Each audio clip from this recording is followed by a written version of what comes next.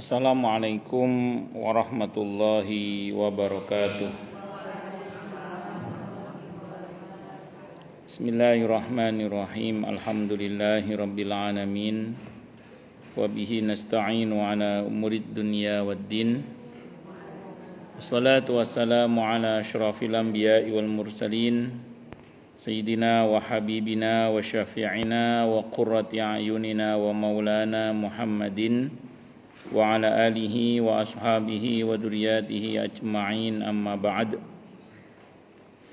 Asyhadu an la ilaha illallah wa asyhadu anna Muhammadar Rasulullah wa ufawwidu amri ilallah, innallaha basirum bil ibad. Hasbiyallahu la ilaha illa huwa alaihi tawakkaltu wa huwa rabbul arsyil azim. Wallahu ta'ala fi kitabihil karim hikayatan an nabiyillahi Musa alaihi salam. Rabbi syrah li sadri wa yassir li amri wahlul 'uqdatam min lisani yafqahu qawli. Para asatidzah, para ibu-ibu sekalian, hafizani wa hafizakunallah, bil khusus segenap pengurus majelis ta'lim ibu-ibu Masjid Baitur Rahman Kemang Pratama 3 dan sekitarnya, yang semoga pengurusnya dan jamaahnya selalu dalam naungan rahmat, barokah, perlindungan serta bimbingan Allah Subhanahu wa taala. Amin Allahumma amin insyaallah. Dan tentu saya doakan semoga kemuliaan ibu-ibu sekalian selalu dijaga dan ditingkatkan terus oleh Allah Subhanahu wa taala sebagai seorang muslimah, sebagai seorang istri, sebagai seorang ibu, dunia hingga surga. Amin Allahumma amin insyaallah. Allahumma inna nas'aluka ilman nafi'a wa rizqan thayyiba wa amalan mutaqabbala wa fatahallahu lana futuhal arifin. Allahumma inna na'udzubika min ilmin la yanfa' wa amalin la yurfa' wa qalbin la yakhsha' wa du'a'i la yusma'. Allahumma ati anfusana taqwaha wa zakkiha anta khairu man zakkaha anta waliyuha wa maulaha. Amin Allahumma amin insyaallah. Masih melanjutkan kajian kita kitab At-Tadhkirah karya Al-Imam Al-Qurtubi rahimahullah rahmatan wasi'ah wa rahimallahu ulama al-muslimin. Qala al-muallif rahimahullahu ta'ala wa nafa'ana bihi wa bi'ulumihi fid dharaini amin. Bismillahirrahmanirrahim. Sekarang halaman 429, betul nggih? Mengenai kondisi tubuh manusia saat dibangkitkan.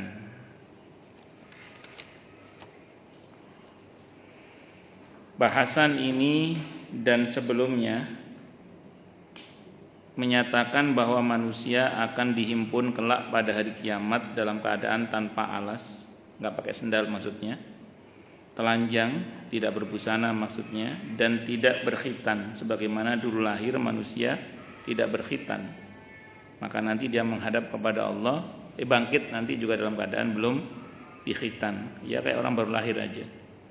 Sebagaimana dinyatakan dalam Al-Qur'anil Karim di surah Al-Anbiya ayat 104. Kama bada'na awwala khalqin nu'iduh. Kama bada'na, sebagaimana telah kami memulai penciptaan yang pertama, begitulah kami akan mengulanginya.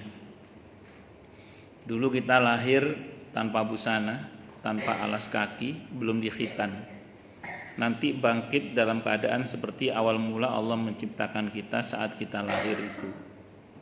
Saya pernah sampaikan di sini rumusnya.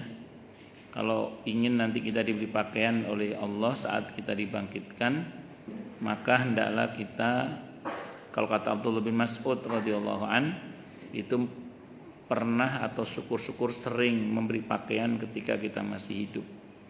Karena beliau Abdullah bin Mas'ud radhiyallahu an ketika menjelaskan riwayat itu dikutip oleh Imam Al-Qurtubi dalam kitab ini, barang siapa yang dulu di dunia pernah memberikan pakaian, maka nanti di akhirat dia akan diberi pakaian. Bahkan beliau menambahkan, barang siapa yang di dunia pernah memberikan makan dan minum, Assalamualaikum warahmatullahi wabarakatuh. Dia akan diberi makan dan minum Sehingga nanti di mahsyar dia tidak akan kelaparan dan tidak akan kehausan. Barang siapa yang di dunia pernah memberikan alas kaki, sendal atau sepatu, maka nanti di akhirat dia akan diberi sendal atau sepatu sehingga dia enggak akan nyeker. Kata Abdullah bin Mas'ud radhiyallahu anhu, siapa yang di dunia pernah ngasih tumpangan kendaraan, maka dia akan diberi kendaraan sehingga dia tidak akan jalan kaki. Jadi fasilitas mahsyar itu nanti kembali kepada amal kita semasa hidup di dunia. Tentu semua atas izin dan rahmat Allah, semua atas izin dan ridho Allah. Semoga kita termasuk yang dirahmati dan diridhoi itu. Amin Allahumma amin insyaallah. Maka kata para ulama, tiap-tiap manusia kelak akan dihimpun dengan anggota-anggota tubuh yang ada pada saat dia dilahirkan. Oleh karena itu, barang siapa suatu ketika terpotong salah satu dari anggota tubuhnya, maka anggota itu akan dikembalikan lagi keadaannya pada hari kiamat sampai khitannya sekalipun. Jadi, tapi yang perlu kita pahami dulu ini ya, bentuk tubuh manusia pada saat itu nanti akan disesuaikan dengan amalnya. Jadi jangan bayangkan kalau ada orang dulu misalnya tangannya terputus, kakinya terputus misalnya, naudzubillah min syarri dzalik ya. Atau rambutnya yang rontok terus akan dikembalikan dalam wujud tangan dan rambut yang ada itu. Karena kalau dipahami begitu, kasihan yang cacat dong. Yang mohon maaf ketika lahir punya kebutuhan khusus, di mana tangannya dari awal memang sudah enggak ada misalnya. Dari awal memang penglihatannya udah enggak ada misalnya. Dari awal kakinya memang enggak ada. Berarti nanti dia cacat. Ternyata tidak begitu informasi dalilnya. Justru bisa jadi ada orang di dunia mohon maaf buta, tapi di akhirat malah melek nanti. Kenapa? Karena amalannya mencerminkan amalan yang membuat mata hatinya semasa di dunia melek, maka di akhirat dia juga melek gitu. Nah, sebaliknya tidak menutup kemungkinan ada orang yang di dunia ini sempurna, melek matanya juga. Tapi karena di dunia dia buta mata hatinya, maka di akhirat pun dia dibuat buta. Jadi ada kondisi di mana manusia di dunia sempurna bentuk tubuhnya, di akhirat malah cacat. Sebagaimana ada orang di dunia mungkin saja cacat secara fisik, tapi nun sewu di akhirat nanti dia malah sempurna. Di antara gambaran yang Allah gambarkan dalam Al-Quran misalnya adalah yauma idzi yasdurun nasu ashtatan liyurau a'malahum.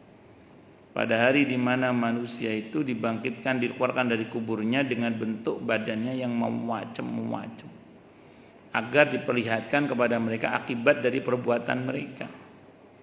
Jadi bentuk tubuh kita nanti di akhirat itu berdasar informasi amal.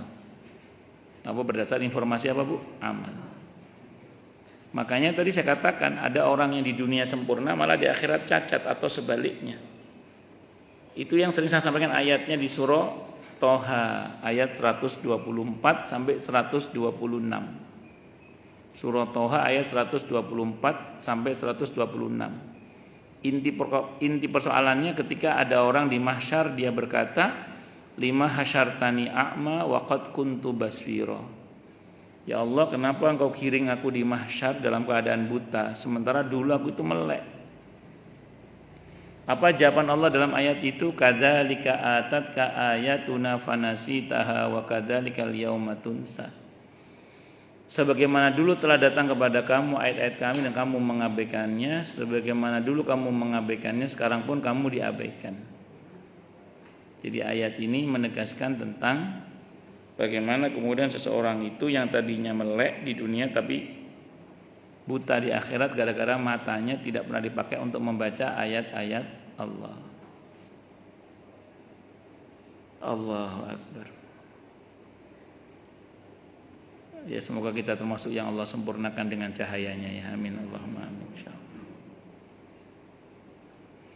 Namun agaknya pernyataan tersebut berlawanan dengan sebuah hadis yang diriwayatkan Abu Dawud dalam sunannya dari Abu Sa'id Al-Khudri radhiyallahu an. Ketika menjelang wafatnya dia meminta diambilkan kain yang baru, lalu dikenakannya seraya berkata, aku mendengar Rasulullah sallallahu alaihi wasallam bersabda, Sesungguhnya orang mati kelak akan dibangkitkan dengan kain yang dipakainya pada saat dikuburkan.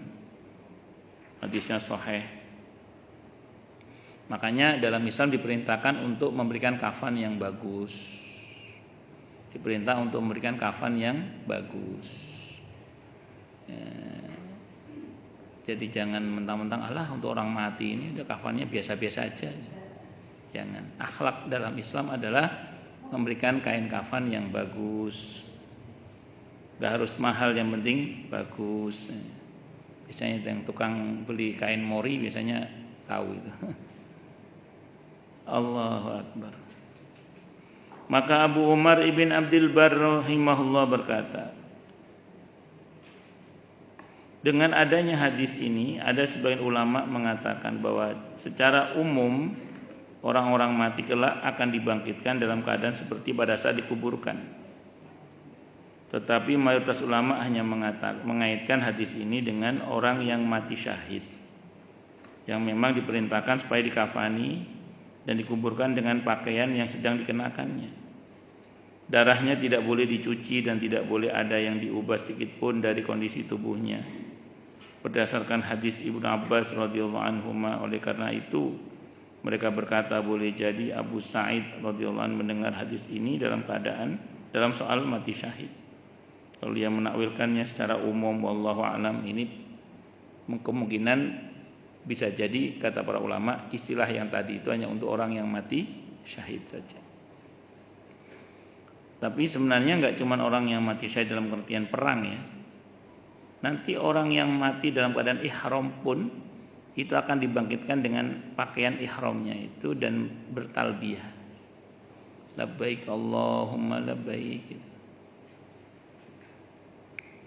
Ya, kebayang kalau pas mati nonton drakor.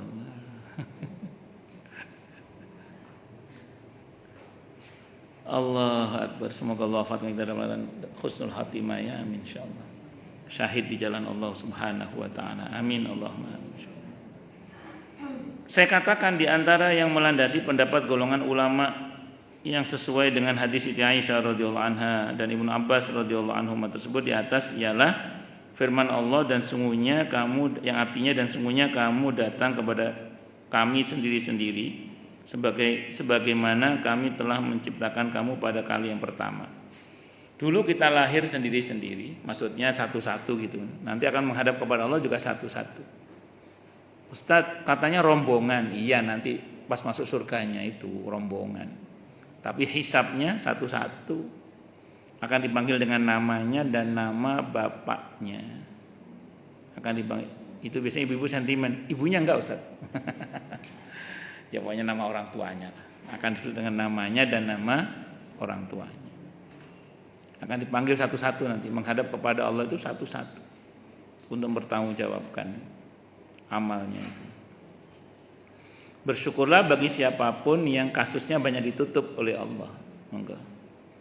Gara-gara di dunia dia rajin bertaubat, rajin memaafkan sesama, rajin menutup aib saudaranya, mempermudah urusan sesamanya. Terus kemudian sering berdoa kepada Allah agar dia dihisab dengan hisab yang mudah atau bahkan bebas hisab. Itu yang sering saya sampaikan, ada 5 itu ya, 5. Bersyukurlah kepada Allah juga bagi orang-orang yang saat dihisab itu, misalnya harus dihisab, dia didampingi oleh Rasulullah Muhammad sallallahu alaihi wasallam. Ini kalau yang mendampingi Nabi diadvokasi oleh Nabi, ada alamat selamat. Karena pembelanya adalah Nabi kita Muhammad sallallahu alaihi wasallam. Saya tidak tahu banyak tentang hisab ya Bu ya, selain dari hadis Sahih Muslim ini tentang orang yang celaka nanti dihisab, yaitu orang yang muflis, orang yang bangkrut. Orang yang bangkrut ini, kata Nabi bertanya kepada para sahabat, tahukah kamu siapakah orang yang bangkrut itu? Manil muflis?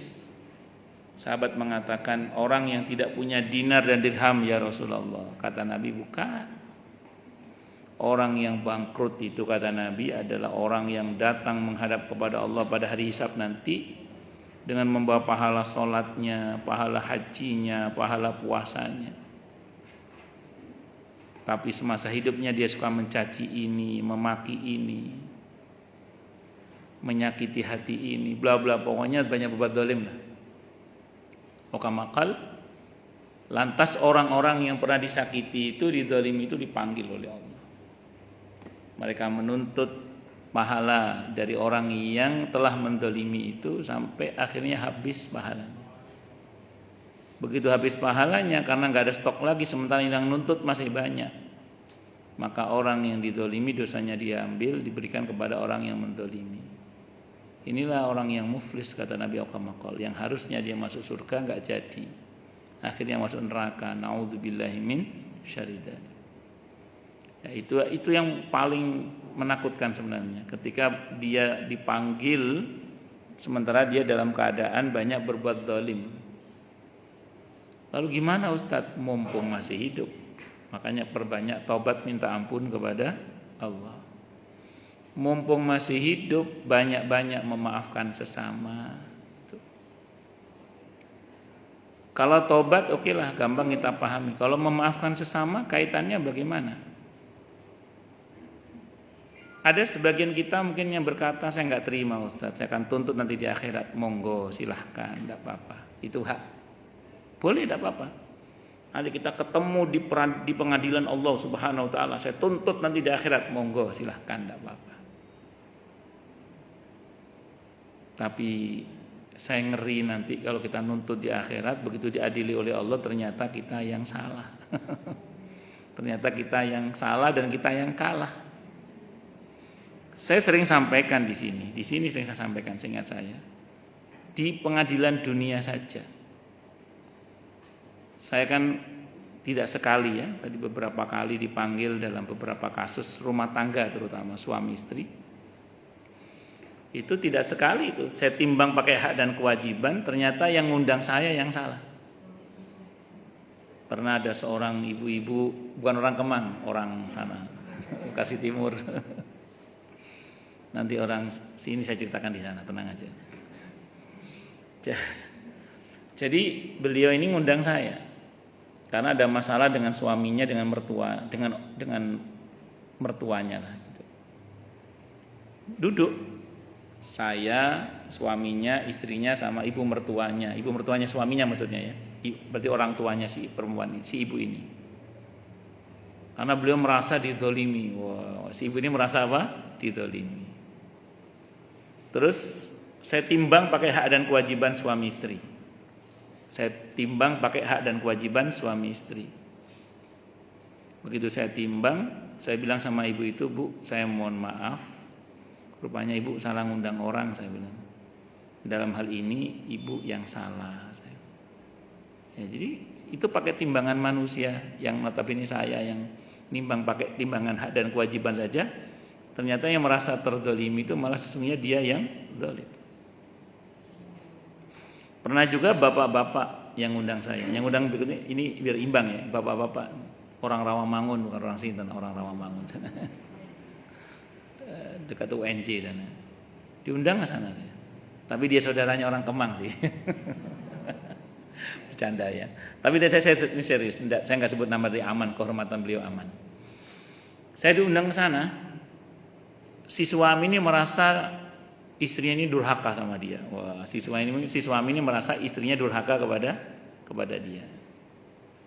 Saya datang, ada istri dan pihak keluarga istri, ada suami, nggak ada pihak keluarganya karena beliau mungkin sudah sebatang kara. Yang ada cuma istri dan pihak keluarga istri sama si suami itu. Terus saya timbang pakai hak dan kewajiban suami istri, saya timbang aja. Terus saya bilang sama si suami yang ngundang saya itu, Pak, saya mohon maaf ya, mungkin Bapak salah ngundang orang, saya bilang gitu. Setelah saya timbang pakai hak dan kewajiban, ternyata Bapak yang salah. Ya, beliau terdiam, karena semua saya suruh bicara. Saya timbang pakai hak dan kewajiban, ternyata Bapak yang salah, saya bilang. Nah, itu baru timbangan pengadilan manusia. Lalu bagaimana dengan Allah nanti? Bisa jadi orang pede dia terzalim, ternyata dalam pandang Allah dia yang zalim, bisa saja kan? Itu seperti itu. Maka mending memaafkan itu lebih baik. Nah, di samping ada informasi dalam Al-Qur'an ya, di surah An-Nur ayat 22 ini sering saya sampaikan. Surah An-Nur ayat 22, surah ke-24 ayat 22. Itu ada perintah agar kita itu wal ya'fu wal yasfahu ala tuhibbuna ayaghfirallahu lakum. Bahwa memaafkan dan berlapang dada. Tidak sukakah kalian diampuni oleh Allah dengan memaafkan itu? Surah An-Nur surah ke-24 ayat 22. Jadi dengan kita berlapang dada dan memaafkan, itu kita diampuni oleh Allah. Dan ada hadis qudsi dalam kitab Riyadhus Shalihin, nanti bisa dicek dalam kitab Riyadhus Shalihin bab tentang keutamaan memaafkan. Itu ketika kita memaafkan saudara kita, Allah berfirman dalam hadis qudsi itu, loh dia maafkan saudaranya. Padahal akulah yang maha pemaaf, maka aku maafkan juga dia. Jadi kalau kita memaafkan, Allah itu senang. Saking senangnya sampai kita dimaafkan juga oleh Allah. Dan dalam Islam itu ada rumus hal jazaul ihsan illal ihsan. Hal jazaul ihsani illal ihsan. Tidak ada balasan kebaikan kecuali kebaikan yang serupa. Malah masih kali 10 kan? Wa jazaa'u hasanatin hasanatun wa asyru amsalihha. Itu rumus dalam Islam itu. Tidak ada balasan kebaikan kecuali kebaikan yang serupa, bahkan kali 10. Artinya kalau kita memaafkan, balasannya apa berarti? Dimaafkan, iya kan? Kalau kita memaafkan, balasannya apa?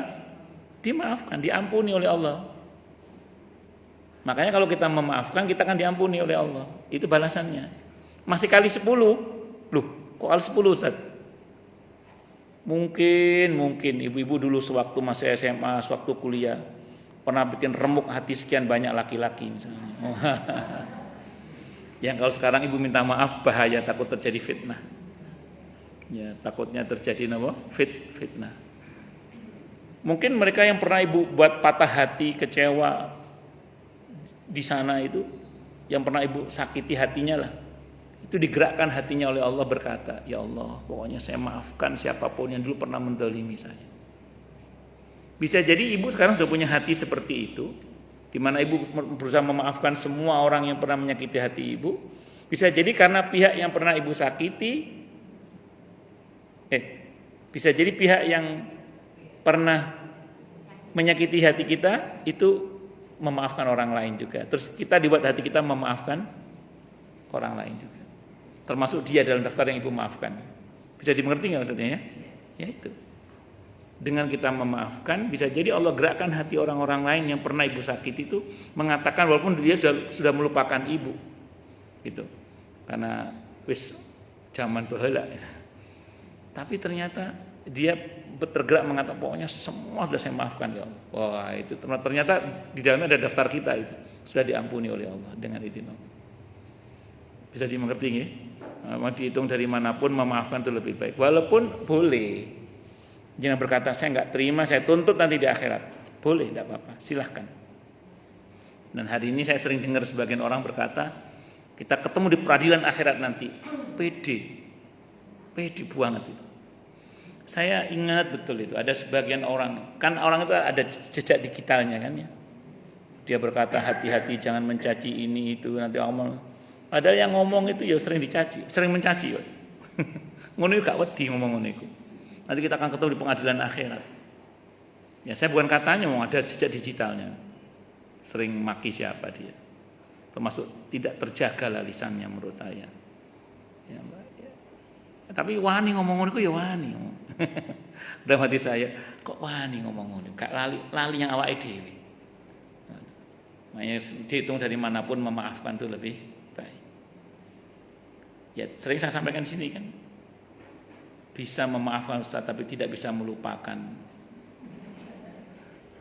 Kan sering saya sampaikan, sanggup memaafkan itu syar'i, tidak sanggup melupakan itu soal memori. Tidak apa-apa. Ada terjadi Ustaz? Ada. Ketika Wahsy masuk Islam, Nabi bersabda, Wahsy jangan sering-sering di depan saya. Apa Nabi dendam kepada Wahsy? Enggak mungkin. Nabi dendam enggak mungkin. Apakah Nabi belum bisa memaafkan Wahsy? Enggak mungkin. Hati Nabi enggak mungkin begitu. Nabi punya alasan, dan alasan dulu sampaikan, au kama qal, kalau aku melihat Wahsy, aku ingat pamanku Hamzah. Nabi enggak dendam, cuman enggak bisa melupakan itu aja. Kalau aku melihat Wahsy, aku ingat pamanku Hamzah.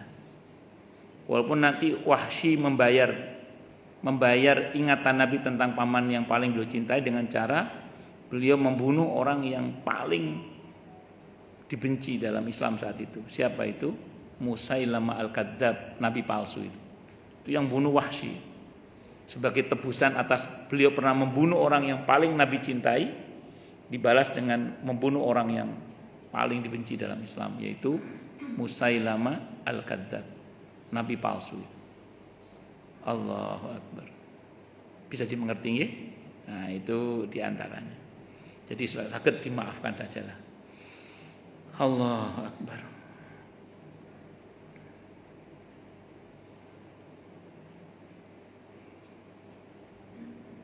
Sampai mana tadi, Bu? Saya katakan di antara yang melandasi pendapat golongan ulama yang sesuai dengan hadis itu, sesuai dengan hadis Siti Aisyah radhiyallahu anha. Dari Ibnu Abbas. Oh, tadi sudah itu ya. Ya.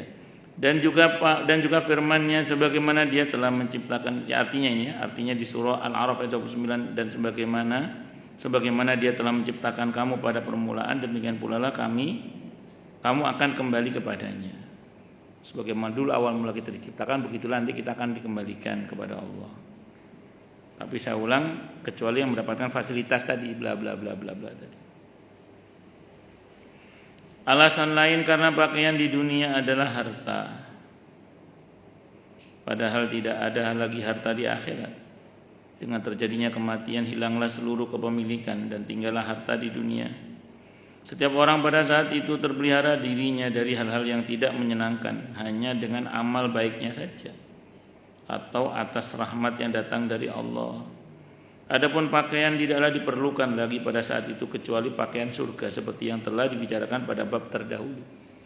Jadi nanti pada dasarnya kita tidak akan membawa harta kita ke sana. Tapi apa yang kita buat dengan harta kita itulah yang akan kita peroleh nantinya. Makanya kata para ulama, harta yang buahnya itu tidak berbahaya. Yang berbahaya itu sikap kita terkait dengan harta kita itu.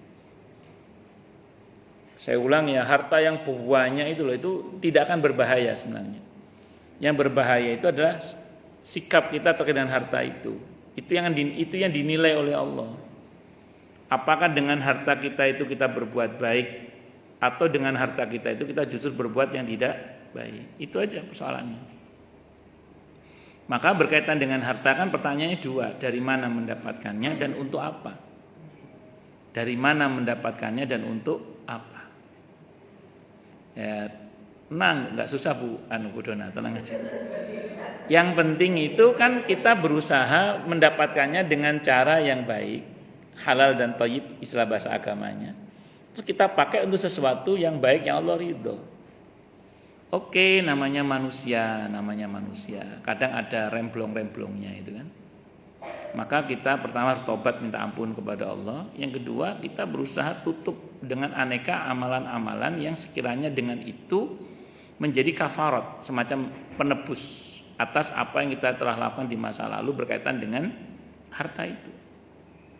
Sebut saja misalnya gini. Saya pribadi itu kan, misalnya ini contoh mau nih kadang ya ngeluarin uang yang cukup banyak lah untuk sekolah anak-anak, untuk pesantrennya anak-anak, untuk segala hal yang berkaitan dengan pendidikannya anak-anak lah itu alhamdulillah, masya Allah. Yang saya pandang itu gini, ya Allah, mungkin selama ini saya telah banyak ngeluarin uang yang nggak jelas, maksudnya untuk hal-hal yang mungkin nggak jelas, mungkin. Maka mudah-mudahan saya ngeluarin banyak uang untuk khidmah kepada pendidikan anak-anak ini, mudah-mudahan ini menjadi penebus dosa saya terkait dengan uang yang mungkin pernah saya keluarkan untuk sesuatu yang nggak benar misalnya.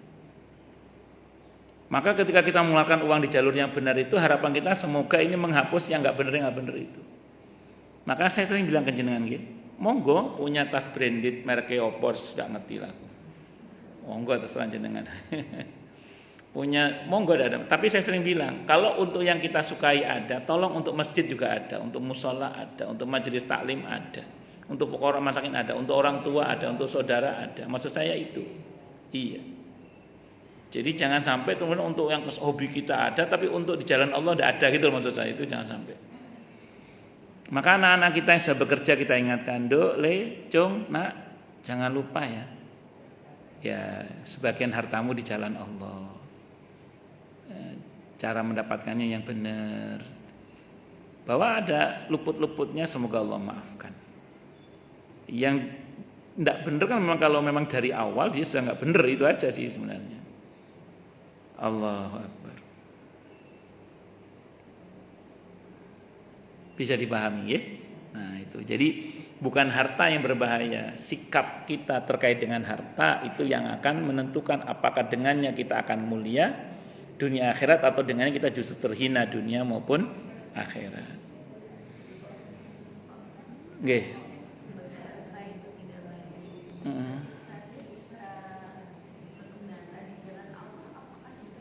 Bagus. Yang pertama tobat dulu yang penting. Saya sering bilang yang pertama tobat dulu itu yang penting.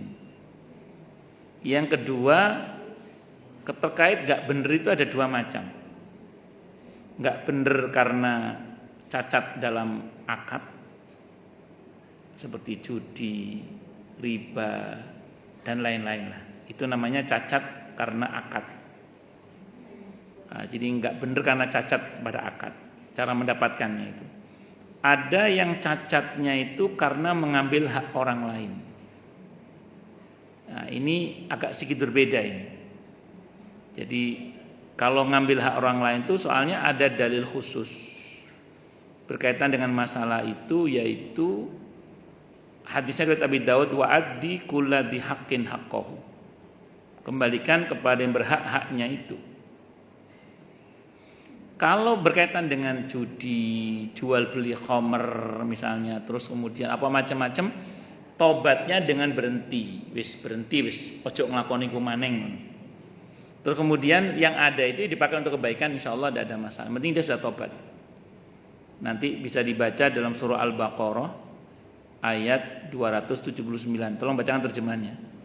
Al-Baqarah ayat 279. Ini contoh aja misalnya. Al-Baqarah ayat 279. Oke.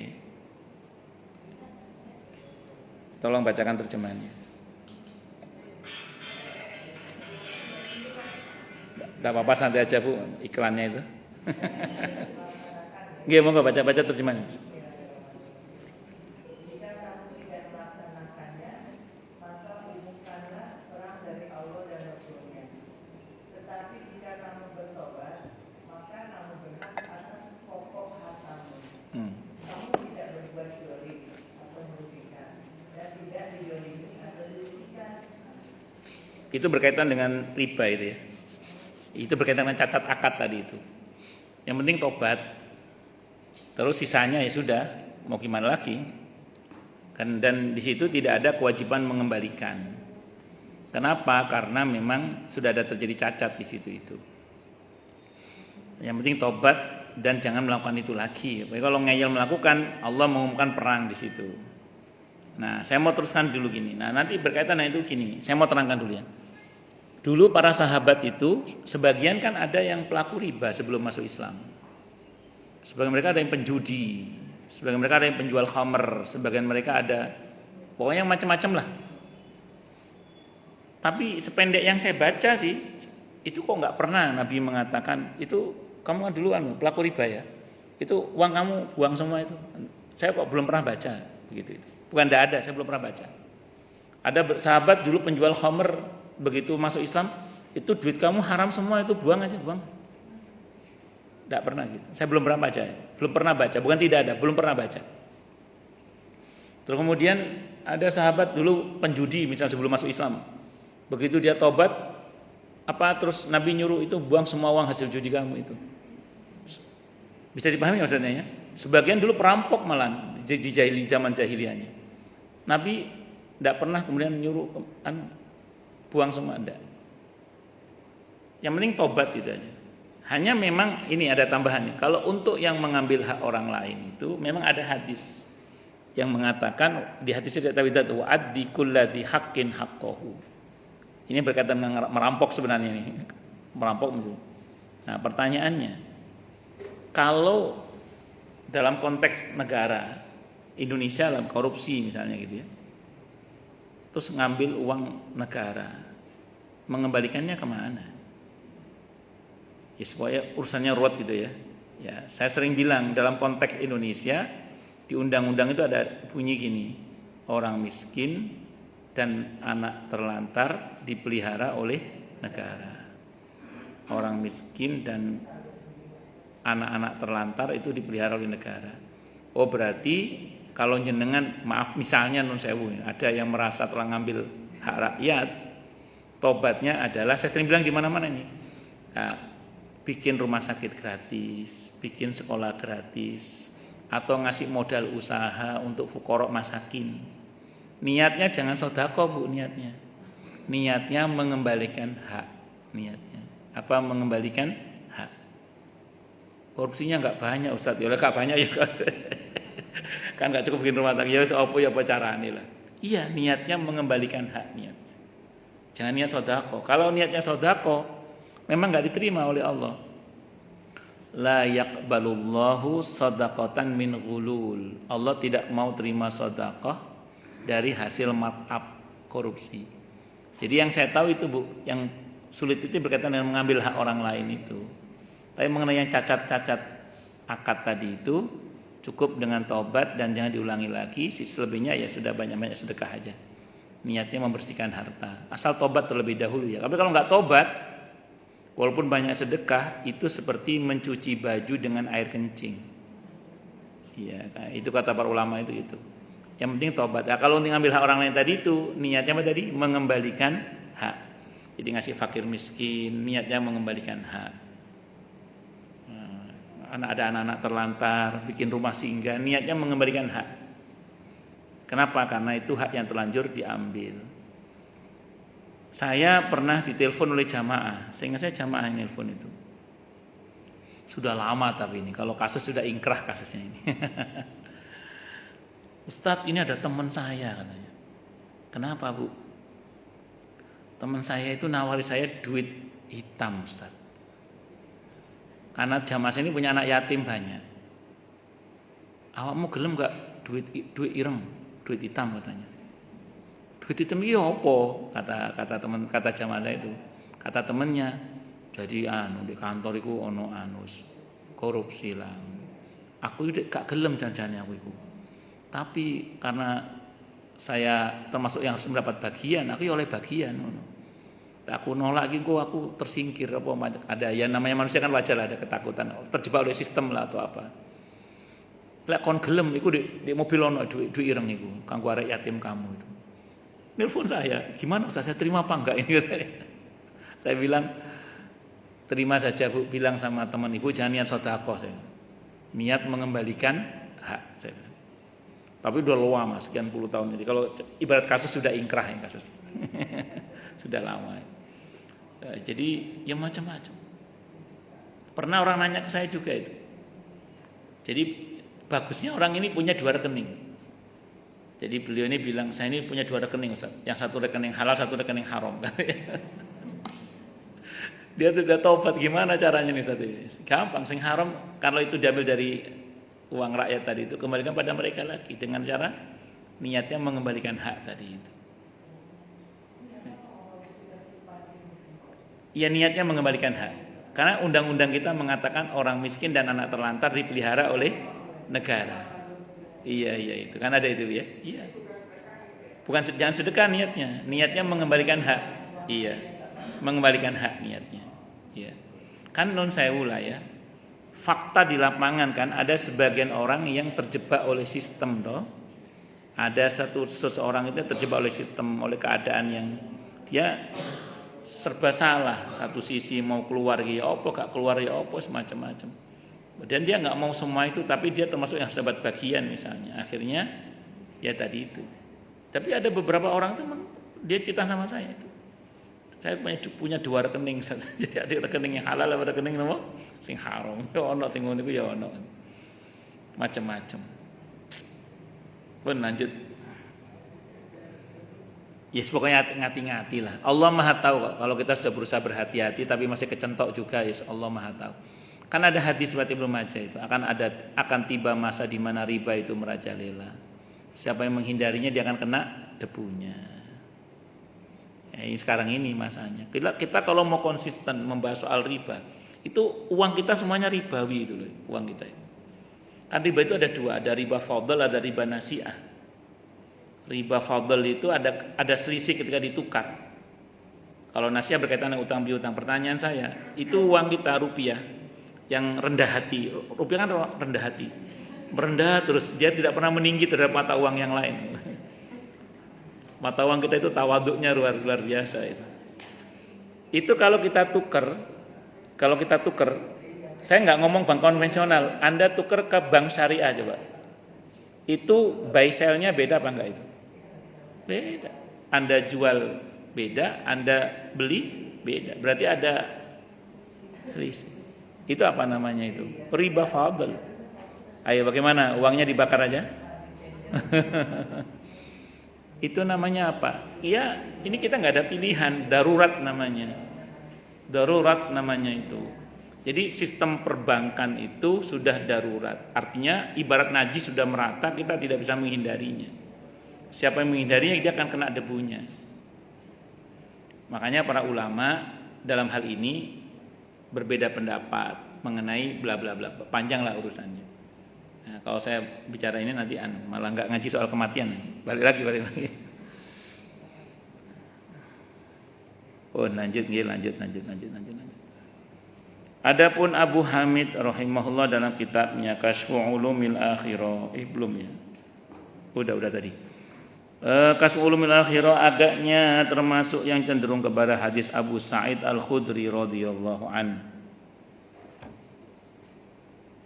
Di mana dia katakan bahwa Rasulullah Muhammad sallallahu alaihi wasallam bersabda, "Perbanyaklah kafan dalam membungkus mayit-mayit kamu sekalian, karena sesungguhnya umatku akan dihimpun dengan membawa kain-kain kafannya, sedang umat-umat lainnya telanjang." Hadis ini diriwayatkan pula oleh Abu Sufyan secara musnad.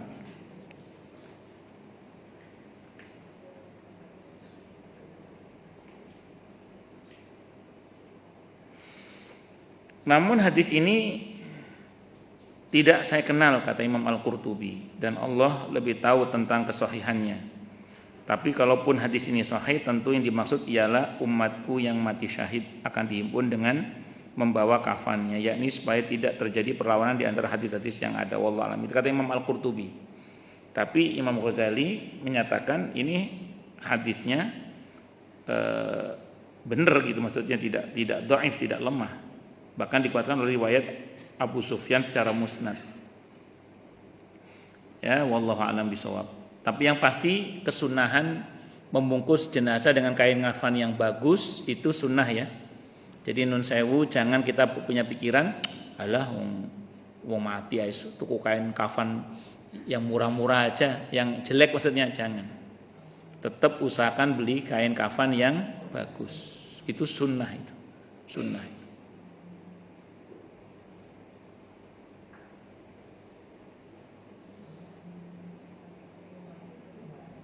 Ini ada yang nanya di online. Assalamualaikum Ustaz. Waalaikumsalam warahmatullahi wabarakatuh. Mau tanya, kalau merayakan maulid di sekolahan tapi ada sumbangannya, apa boleh Pak Ustaz? Boleh, tidak ada masalah. Sumbangan tuh boleh. Kita mau nyumbang apa enggak gitu. Boleh, tidak ada masalah. Tidak ada masalah. Kalau ibu nanya lebih detailnya, maulid itu sudah ada di masa Nabi Muhammad SAW. Apa artinya maulid itu? Kelahiran Nabi Muhammad sallallahu alaihi wasallam. Jadi itu sudah ada di masa Nabi Muhammad sallallahu alaihi wasallam. Maulid itu terjemahannya kelahiran Nabi Muhammad sallallahu alaihi wasallam. Berarti makanya maulid itu sudah ada di masa Nabi Muhammad sallallahu alaihi wasallam, kelahiran Nabi Muhammad. Perihal berbahagia dan bersedekah karena kelahiran Nabi Muhammad SAW, itu pun sudah ada di masa Nabi kita Muhammad SAW.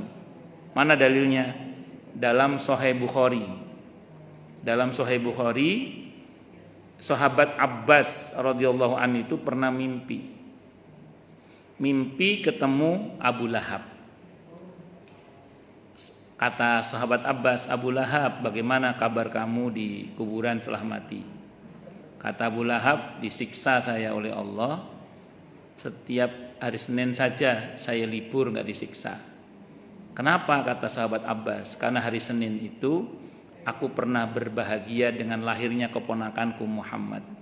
Saking senangnya Abu Lahab, budak yang mengabarkan kelahiran Nabi Muhammad SAW itu dibebaskan. Terus kemudian beliau motong kambing, saking senangnya. Gara-gara senang dengan kelahiran Nabi Muhammad SAW itu dan bersedekah saat itu beliau, maka beliau setiap hari Senin diringankan atau bahkan bebas adab. Para ulama berkomentar, kalau orang kafir saja, ini ada dalam Sahih Bukhari, kalau orang kafir saja diringankan siksanya oleh Allah, apalagi orang yang beriman. Nah, kalau kita bahagia dan bersedekah atas kelahiran Nabi kita Muhammad sallallahu alaihi wasallam.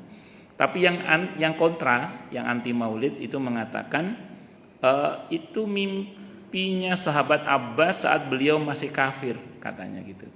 Padahal dalam Sahih Bukhari, itu mimpinya sahabat Abbas saat masih kafir, sehingga tidak bisa diterima sebagai dalil. Maka dijawab oleh para ulama yang berkaitan dengan masalah ini. Apa jawabannya?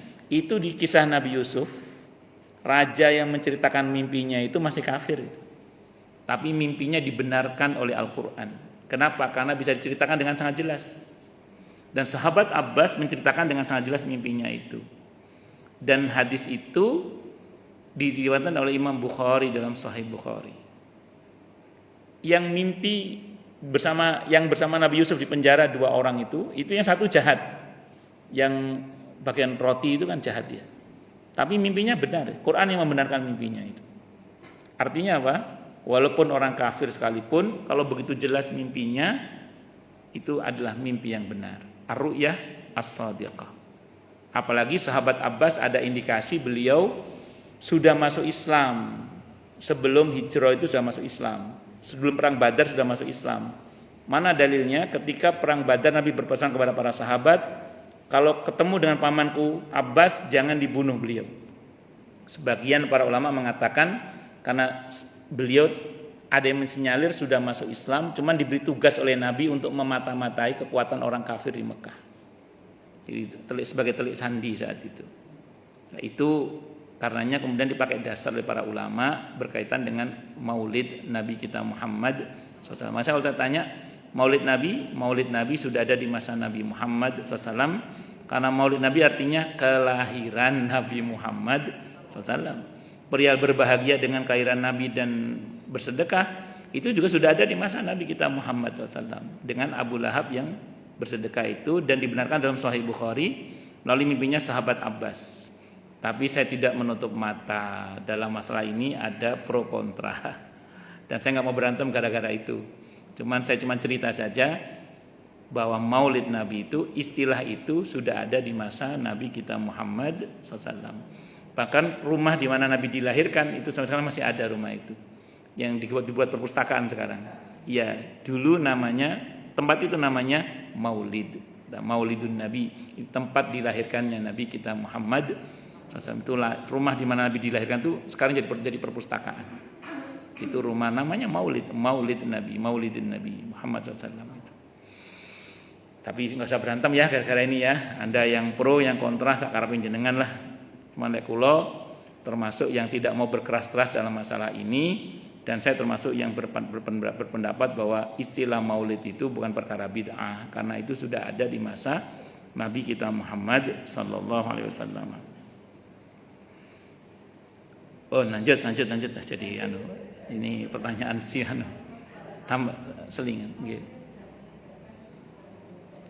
Napa Bu?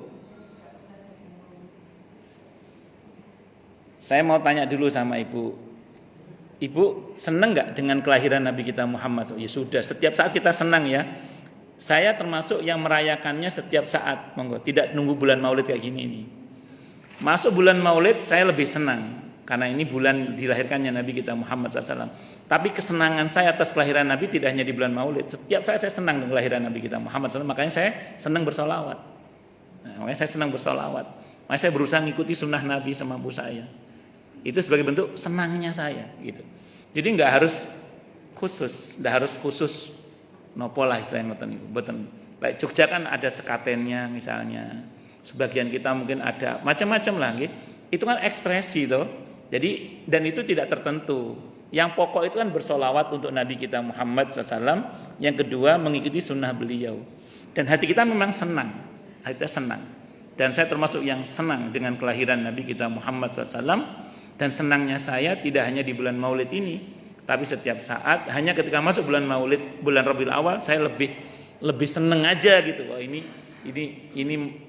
momen yang dimana dulu Nabi dilahirkan. Itu aja sih sebenarnya. Wallahu a'lam bishawab. Ngoten nggih Bu nggih?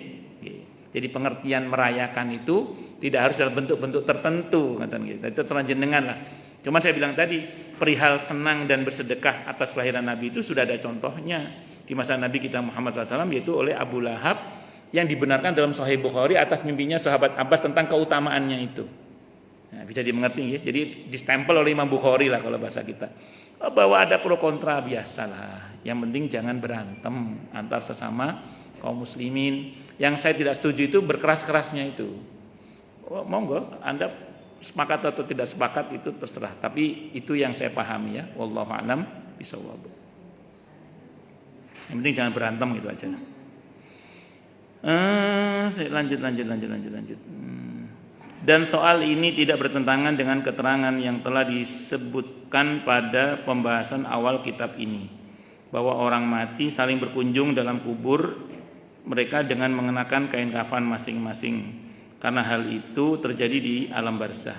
Tapi kelak apabila mereka bangkit dari kubur, mereka akan keluar dalam keadaan telanjang selain para syuhada. Wallahu a'lam bishawab. Pokoknya rumusnya itu aja deh, nasihat Abdullah bin Mas'ud itu. Kalau ingin nanti tidak telanjang, ya pernahlah kita memberi pakaian kepada orang lain. Ini yang sering saya bilang, kalau ngasih pakaian ke orang lain itu sepatutnya lah dilengkapi.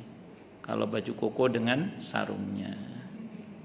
Kalau kita hanya ngasih baju kokonya, takut nanti bang di akhirat hanya pakai atasan, nggak pakai bawahan. Bercanda Bu nggih. Nggih, monggo, tapi saya serius tadi. Monggo silakan yang mau tanya, protes mana boleh. Lebih sepuh mana? Bu Linda atau Bu Dona? Oh, lebih sepuh Bu Linda. Nggih, monggo. Waalaikumsalam warahmatullahi wabarakatuh. Nggih. Betul.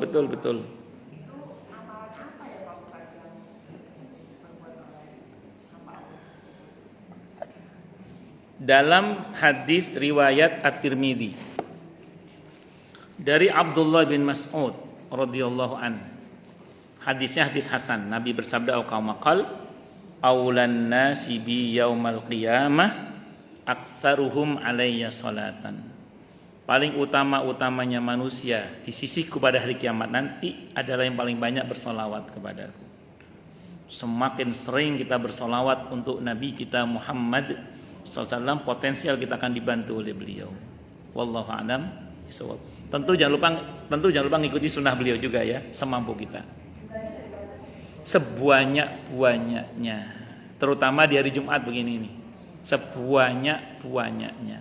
Sholawat yang paling pendek sallallahu alaihi Muhammad, sallallahu alaihi Muhammad, sallallahu alaihi Muhammad. Sholawat yang paling bagus, sholawat Ibrahimiyah di tahiyat akhir kalau Anda sholat itu. Wallahu a'lam bishawab. Monggo Bu Dona. Waalaikumsalam warahmatullahi wabarakatuh.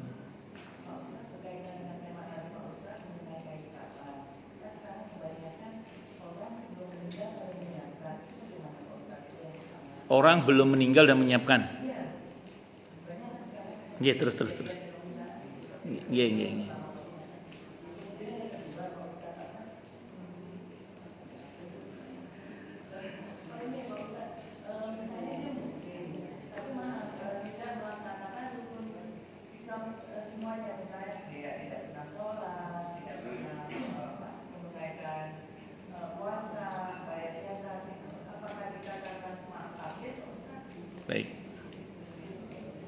Yang pertama dulu.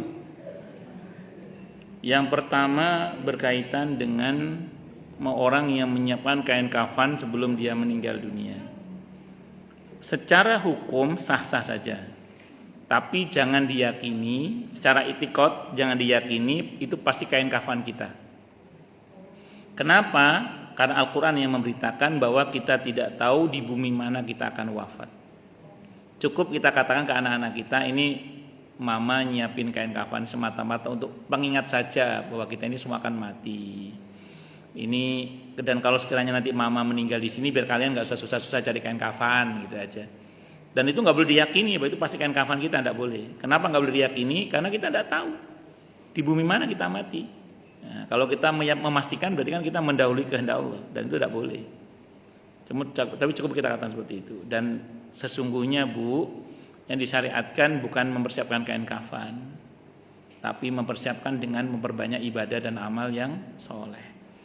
Saya itu termasuk yang pernah tahu lah, bahkan sering tahu ada orang yang meninggalnya mendadak, belum persiapan apa-apa, tapi pemakamannya cepat, dimudahkan oleh Allah. Kenapa? Karena ini urusannya kan dengan kemana akan dikembalikan dia oleh Allah, kan gitu. Kan ayatnya jelas, dari bumi itu dia diciptakan dan kepadanya dia dikembalikan dan nanti akan dibangkitkan lagi dari situ. Jadi masing-masing kita ini nggak usah terlalu pusing dengan pajak pemakaman yang semakin tinggi atau kenapa? Nggak usah khawatir. Kita ini sudah dipastikan oleh Allah akan kembali ke bumi di mana kita diciptakan dulunya. Dan saya tahu sendiri juga ada orang yang sebelum beliau wafat sudah disiapkan pemakaman semuanya, tapi begitu wafat ada saja kendala-kendala hingga tidak gampang dimakamkan dia. Entah ini, entah itu, macam-macam. Makanya saya ulang, mesti mending bagaimana kita beribadah dan beramal yang soleh dengan sebaik mungkin. Gak usah khawatir pas kita meninggal nanti, percayalah semoga Allah mudahkan semuanya. Tapi secara hukum sah-sah saja. Tapi saya ulang tadi, jangan diyakini bahwa itu pasti kain kafan kita. Bisa dimengerti ya? Nah, itu yang pertama. Yang kedua berkenaan dengan tadi ada orang yang sudah bersyahadat masuk Islam, tapi tidak melaksanakan rukun Islam yang lainnya, sholat, zakat, haji, dan macam-macam, puasa dan seterusnya. Apakah dia kafir? Saya ini bermadzhab Syafi'i ya. Kalau di dalam madzhab Syafi'i itu intinya satu. Kalau yang bersangkutan masih meyakini bahwa semua itu sebenarnya wajib, cuman dia tidak melakukan gitu ya, maka dia fasik. Dia Islam tapi fasik dia. Fasik itu dosa besar. Ya. Terus kemudian yang kedua, kalau dia mengingkari semua itu, dia mengingkari kewajiban sholat, dia meremehkan puasa Ramadan, pokoknya dia mengingkari lah. Jadi dia menganggap itu nggak penting lah. Gitu. Dan kita tahunya dari mana? Dari yang dia katakan. Kalau hati kan kita tidak tahu kalau hati. Nah, maka kalau dalam madzhab Syafi'i orang seperti itu sudah murtad dengan ijma' ulama, kesepakatan para ulama. Itu kalau dalam madzhab Syafi'i. Kalau madzhab Dzahiri tidak ada ampun. Asal dengan sengaja dia meninggalkan sholat padahal dia wajib sholat, udah murtad ya. Kalau madzhab Dzahiri. Saya termasuk yang bermadzhab Syafi'i, saya tidak pilih pendapat yang itu. Wallahu a'lam bishawab. Karena gini, saya berpegang pada hadis sahih tentang syafaat Nabi itu. Nanti syafaat Nabi itu menyentuh hati orang yang gelap, tidak ada kebaikannya sama sekali, tapi ada satu titik putih yang dia mendapatkan syafaat Nabi nanti. Dan satu titik putih itu adalah la ilaha illallah Muhammadur Rasulullah. Saya membayangkan orang ini pas mau akad nikah bersyahadat dengan sungguh-sungguh. Setelah itu bablas nggak ngelakoni ajaran Islam, ke hatinya wirang tenanan yang ada satu titik itu. La ilaha illallah Muhammadur Rasulullah SAW. Nah, itu yang jadi modal dia nanti akhirnya masuk surga itu. Ya mungkin dia termasuk yang model itu. Tapi gosong kabeh. Gosong kabeh, remak kabeh gak karu-karuan. Baru masuk surga. Saya kira ngoten Ibu Donang. Wallahu a'lam bishawab. Oke. Mau nambah apa Ibu ini dulu? Nggih Ibu ini dulu. Nggih monggo. Nggih monggo.